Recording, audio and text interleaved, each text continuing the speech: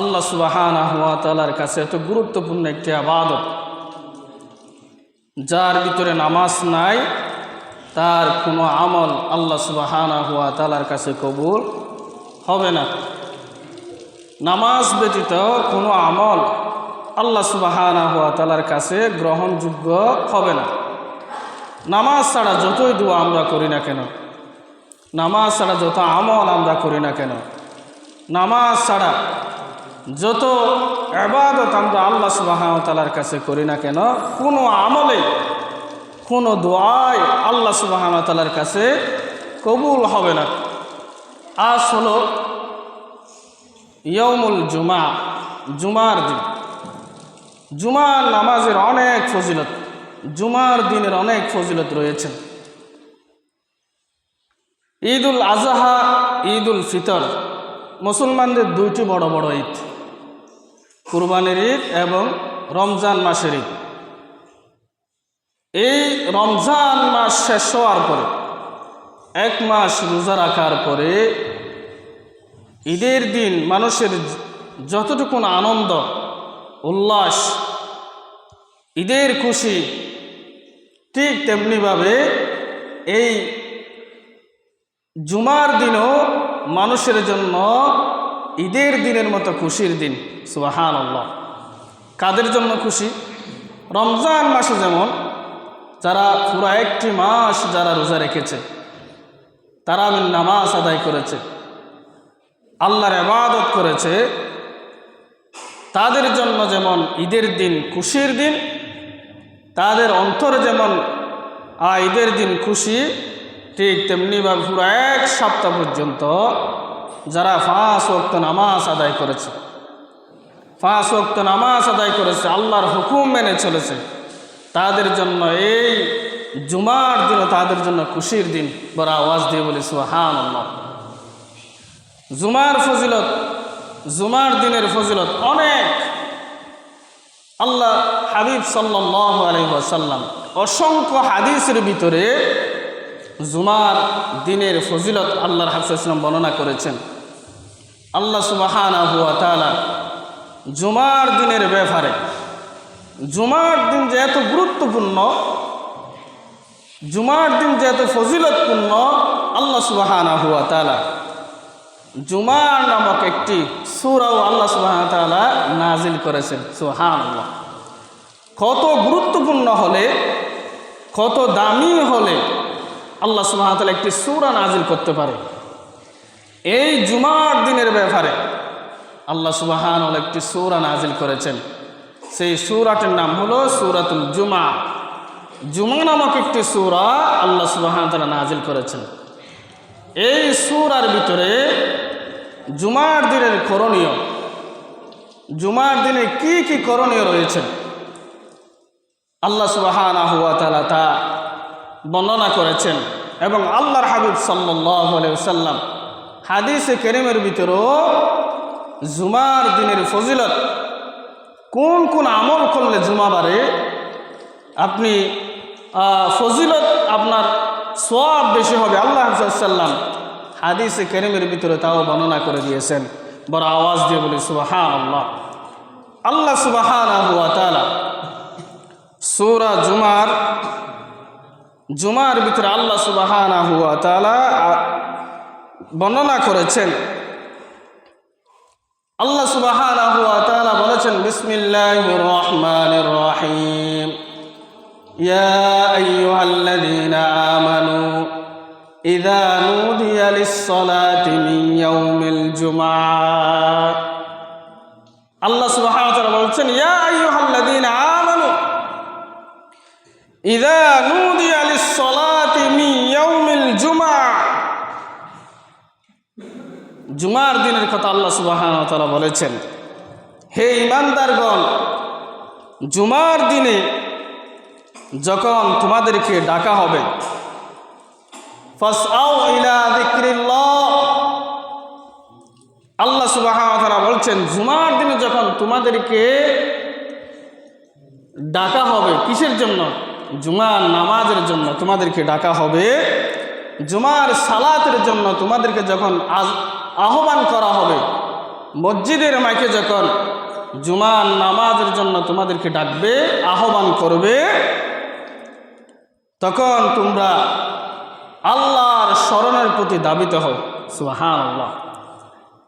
আল্লাহর স্মরণের প্রতি, আল্লাহর জিকিরের প্রতি, আল্লাহর ইবাদতের প্রতি তোমরা কি হও?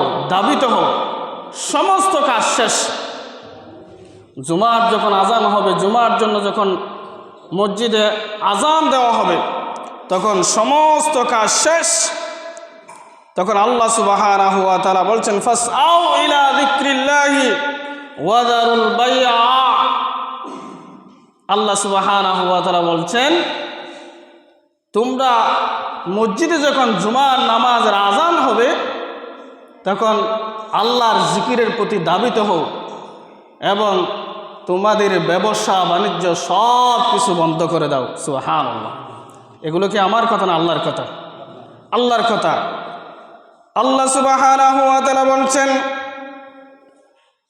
ইলা যিকরিল্লাহি ওয়া যারুল বাইআ যালিকুম খায়রুল লাকুম ইন কুনতুম তা'লামুন। আল্লাহু আকবার। আল্লাহ সুবহানাহু ওয়া তাআলা বলছেন, জুমার দিন যখন জুমার নামাজের আজান হবে, জুমার দিন যখন জুমার নামাজ পড়ার জন্য মসজিদে আহ্বান করা হবে, এই সময় তোমরা আল্লাহর জিকিরের প্রতি ধাবিত হও, জুমার নামাজের প্রতি তোমরা ধাবিত হও। এখানে আল্লাহর জিকির বলতে জুমার নামাজকে বোঝানো হয়েছে। তাফসীরের ভিতরে আল্লাহ সুবহানাহু ওয়া তাআলা ইলা যিকরিল্লাহ, আল্লাহর জিকিরের প্রতি ধাবিত হও, এর মানে হলো তোমরা জুমার নামাজের প্রতি ধাবিত হও। জিকির মানে জুমার নামাজকে আল্লাহ সুবহানাহু ওয়া তাআলা বুঝিয়েছেন, জুমার নামাজের প্রতি তোমরা ধাবিত হও। এরপর আল্লাহ সুবহানাহু ওয়া তাআলা বলছেন, ওয়া যারুল বাইআ, যদি তোমরা ব্যবসা বাণিজ্য করো, বেচা কিনায় থাকো, সাথে সাথে বেচা কিনা বন্ধ, বেচা কিনা বন্ধ। যালিকুম খায়রুল লাকুম ইন কুনতুম তা'লামুন। আল্লাহ সুবহানাহু ওয়া তাআলা বলছেন, এটাই তোমাদের জন্য সর্বোত্তম যদি তোমরা জানো। বড় আওয়াজ দিয়ে বলি সুবহানাল্লাহ। এটাই হলো আমাদের জন্য সর্বোত্তম। জুমার নামাজের আজান শোনার সাথে সাথে জুমার নামাজের প্রস্তুতি জন্য আমাদের সমস্ত কাজ বন্ধ করে দিতে হবে। এমনকি আল্লাহ সুবহানাহু ওয়া তাআলা এখানে একটি কথা বলেছেন, ব্যবসার কথা বলেছেন, যদি তোমরা বেচা কেনার মধ্যে থাকো, আজান শোনা মাত্র বন্ধ করে দিতে হবে নামাজ। এই যে বেচা কেনা, আপনার বেচা কেনা বন্ধ করে দিতে হবে, ব্যবসা বন্ধ করে দিতে হবে, যেই কাজে আমরা থাকি না কেন বন্ধ করে দিতে হবে। বন্ধ করে আল্লাহর জিকিরের প্রতি ধাবিত হও। এই কথার অর্থ হলো আল্লাহ সুবহানাহু ওয়া তাআলা বলেছেন, তোমরা জুমার নামাজের প্রতি ধাবিত হও, জুমার নামাজের প্রতি ধাবিত হও, এবং এটাই তোমাদের জন্য সর্বোত্তম যদি তোমরা জানো। বড় আওয়াজ দিয়ে বলে সুবহানাল্লাহ। আল্লাহর হাবিব সাল্লাল্লাহু আলাইহি ওয়াসাল্লাম বলেছেন, জুমার দিন যে এত গুরুত্বপূর্ণ, ফেরেশতারা দুই ভাগে বিভক্ত হয়। এক ভাগ হলো মানুষকে জাহান্নামের দিকে নিয়ে যাওয়ার জন্য, আরেক ভাগ হলো মানুষকে জান্নাতের দিকে নিয়ে যাওয়ার জন্য। সুবহানাল্লাহ। এক ভাগ ফেরেশতা বাজারের মধ্যে ঘুরে, বাজারের মধ্যে ঘুরে ঘুরে যারা বাজারের মধ্যে বেচা কিনা করার জন্য যায়, তাদেরকে ধরে ধরে তাদেরকে কি করেন, বাজারে সময় কাটানোর সেই প্রসেসটা চালিয়ে যায়। আরেকটু বাজারে আরেকটু থাকো, জুমার নামাজ জন্য দেরি হয়ে যায়। এগুলো কার কথা? আল্লাহ রাসূল সাল্লাল্লাহু আলাইহি ওয়াসাল্লাম বলেছেন, বাজারের মধ্যে এক শ্রেণীর ফেরেশতারা মানুষকে ধরে ধরে বলে, আরেকটু থাকো, বাজার আপনার ভালো লাগবে, মানুষের সাথে গল্পগুজব করতে ভালো লাগবে। এগুলো হলো শয়তানের প্ররোচনা। আরেক শ্রেণীর ফেরেশতা জুমার দিনে সকালবেলা মসজিদের সামনে দরজায় এসে দাঁড়িয়ে যায়। বড় আওয়াজ দিয়ে বলি সুবহানাল্লাহ। মসজিদের দরজায় এসে দাঁড়িয়ে যায় এক শ্রেণীর ফেরেশতা, তাদের হাতে থাকে খাতা এবং কলম তাদের হাতে থাকে। এই খাতা এবং কলম দিয়ে ফেরেশতারা যিনি সর্বপ্রথম ডুববেন তার নাম 1 নম্বরে লিখে ফেলেন। বড় আওয়াজ দিয়ে বলি সুবহানাল্লাহ। যিনি সর্বপ্রথম মসজিদে ডুববেন, এগুলো বানানো কোনো কথা নয়। বুখারী শরীফের হাদিস 881 নম্বর হাদিসের ভিতরে আল্লাহর হাবিব সাল্লাল্লাহু আলাইহি ওয়াসাল্লাম বলেছেন, আন আবি সালিহিস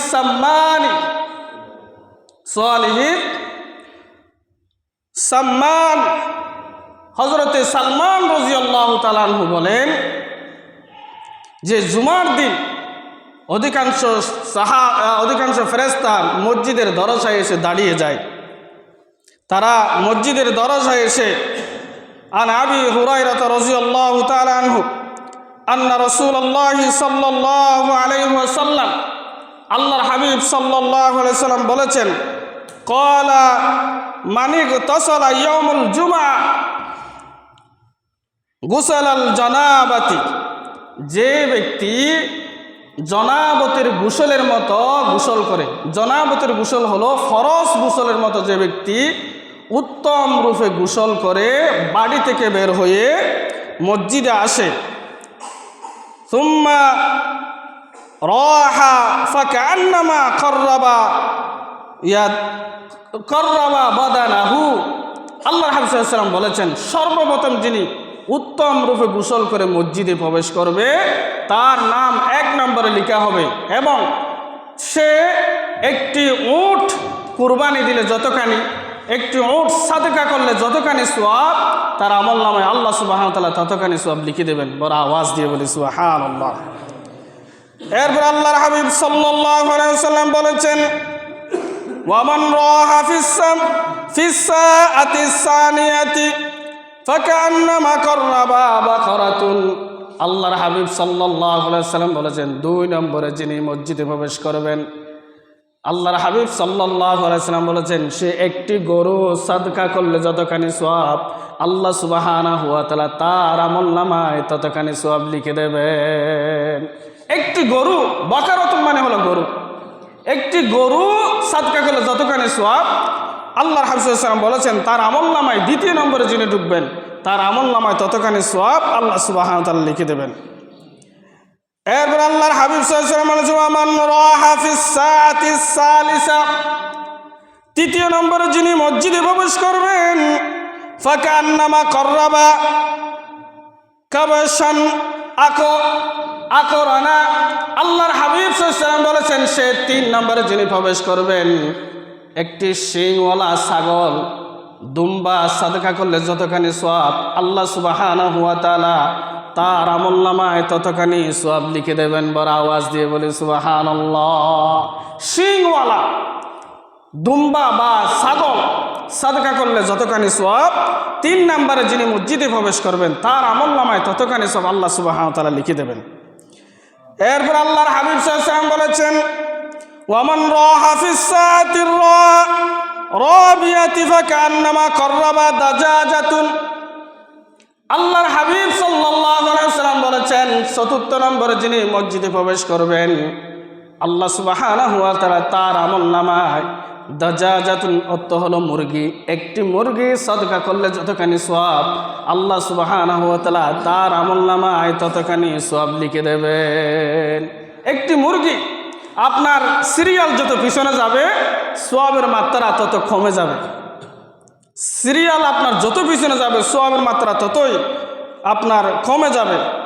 এরপর আল্লাহর হাবিব সাল্লাল্লাহু আলাইহি ওয়াসাল্লাম বলেছেন, ওয়ামান রাহা ফিস সাআতিল খামিসা, 5ম নম্বরে যিনি মসজিদে প্রবেশ করবেন, ফাকান্নামা কাররাবা বাইদাতুন, সে একটি মুরগির ডিম সাদকা করলে যতখানি সওয়াব, বাইদাতুন মানে হলো ডিম, মুরগির ডিম সাদকা করলে যতখানি সওয়াব, আল্লাহ সুবহানাহু ওয়া তাআলা আপনার আমার আমলনামায় 5ম নম্বরে যিনি মসজিদে প্রবেশ করবেন তার আমলনামায় ততখানি সওয়াব আল্লাহ সুবহানাহু ওয়া তাআলা লিখে দেবেন। বড় আওয়াজ দিয়ে বলি সুবহানাল্লাহ। এরপর আল্লাহ সুবহানাহু ওয়া তাআলা বলেন, ফাইদা খরাজাল ইমামু খদরাতিল মালাইকাতু ইয়াস্তামিউনা যিকরা, এরপর যখন ইমাম সাহেব যখন খুতবা দেওয়ার জন্য দাঁড়িয়ে যায়, দরজায় দাঁড়িয়ে থাকা ফেরেশতাগুলো তাদের খাতা কলম বন্ধ করে খুতবা শোনার জন্য তারা মুসল্লিদের সাথে বসে বসে ইমাম সাহেবের খুতবা শুনেন। বড় আওয়াজ দিয়ে বলে সুবহানাল্লাহ। কতক্ষণ পর্যন্ত থাকবে? যতক্ষণ পর্যন্ত ইমাম সাহেব খুতবা দেওয়ার জন্য না দাঁড়াবে ততক্ষণ পর্যন্ত ফেরেশতারা দরজায় দাঁড়িয়ে থাকবে। খুতবা দেওয়ার জন্য যখন ফেরেশতারা যখন ইমাম সাহেব যখন দাঁড়িয়ে যাবে, ফেরেশতারা তখন খুতবা তাদের সেই খাতা কলম বন্ধ করে তারা মুসল্লিদের সাথে বসে যায়। বড় আওয়াজ দিয়ে বলে সুবহানাল্লাহ। আরেকটি হাদিসের ভিতরে আল্লাহর হাবিব সাল্লাল্লাহু আলাইহি ওয়াসাল্লাম বলেছেন, আন সালমান আল ফারসি রাদিয়াল্লাহু তাআলা, হযরতে সালমান ফারসি রাদিয়াল্লাহু তাআলা বলেন, ক্বাল রাসূলুল্লাহ সাল্লাল্লাহু আলাইহি ওয়াসাল্লাম, আল্লাহর হাবিব সাল্লাল্লাহু আলাইহি ওয়াসাল্লাম বলেছেন, লা ইয়াগতাসিলু রাজুলান ইয়াউমাল জুমআ, যে ব্যক্তি জুমার দিনে গোসল করবে, উত্তম রূপে গোসল করবে, ওয়ায়াতাতাহহারা মাস্তাতাআ মিন তুহরিন, পবিত্রতার মতো করে পবিত্র হবে, তার সাধ্য মতো সে পবিত্র হবে। গোসল করলো, সর্বপ্রথম জুমার দিন সে গোসল করলো উত্তম রূপে এবং তার সাধ্য মতো সে পবিত্র হলো। ওয়ায়াদাহিনু মিন দুহনি আও ইয়ামাসসু মিন তিবি বাইনিহি সুম্মা ইয়াখরুজু, তার পরিবারের মধ্যে ঘরের মধ্যে যত সুগন্ধিযুক্ত তেল অথবা সুগন্ধি রয়েছেন তা মেখে ঘর থেকে বের হয়ে মসজিদ আসবে। কি করতে হবে? 1 নম্বর গোসল, উত্তম রূপে গোসল, তার সাধ্য মতো পবিত্রতা অর্জন করবে।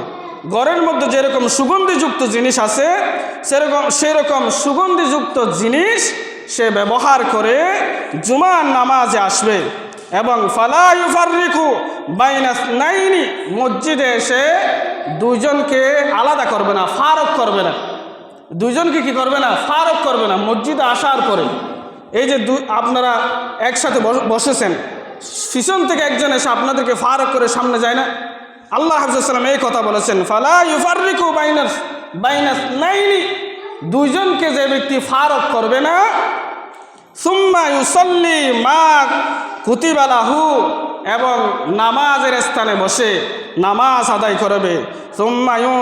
সুম্মা ইউসিতু ইযা তাকাল্লামাল ইমাম, এবং ইমাম সাহেবের খুতবা শুনে কোনো কথাবার্তা না বলে, অযথা কোনো কথাবার্তা না বলে মসজিদে এসে দুইজনকে ফারক করলো না এবং ইমাম সাহেবের খুতবা শুনলো, ইল্লা গুফিরা লাহু মা বাইনাহু ওয়া বাইনাল জুমাতিল উখরা।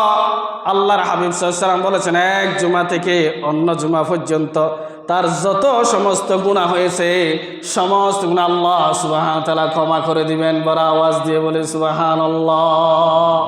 এক জুমা থেকে আরেক জুমা পর্যন্ত আপনার আমার যত গুনাহ হয়েছে, উত্তম রূপে গোসল করে সুগন্ধি মেখে মসজিদে এসে যদি আপনি কাউকে ফারক না করে আপনার নামাজের জায়গায় আপনি বেছে নিয়ে সেখানে বসলেন এবং ইমাম সাহেবের খুতবা শুনলেন কোনো কথাবার্তা ছাড়া, নীরবে বসে চুপ হয়ে বসে যদি আপনি খুতবা শুনেন, তাহলে এই জুমা থেকে আগামী জুমা পর্যন্ত যত গুনাহ আপনার হয়েছে সমস্ত গুনাহ আল্লাহ সুবহানাহু ওয়া তাআলা ক্ষমা করে দিবেন।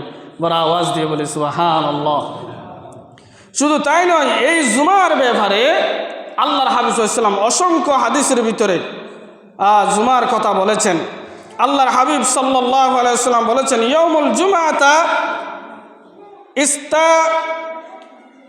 ইস্তা আশরা, এই জুমার যে আল্লাহ সুবহানাহু ওয়া তাআলা আল্লাহর হাবিব সাল্লাল্লাহু আলাইহি ওয়াসাল্লাম জুমার কথা বর্ণনা করতে গিয়ে বলেন, জুমার দিন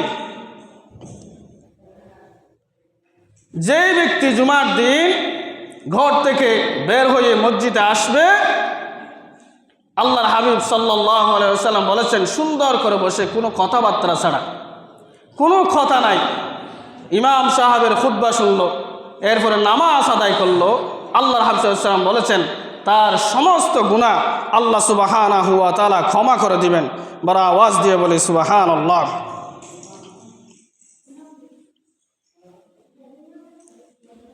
এরপর আল্লাহর হাবিব সাল্লাল্লাহু আলাইহি ওয়াসাল্লাম বলেছেন, নামাজের গুরুত্ব এক সাহাবী যার নাম হলো হজরতে আবদুল্লাহ আনসারি রাদিয়াল্লাহু তাআলা।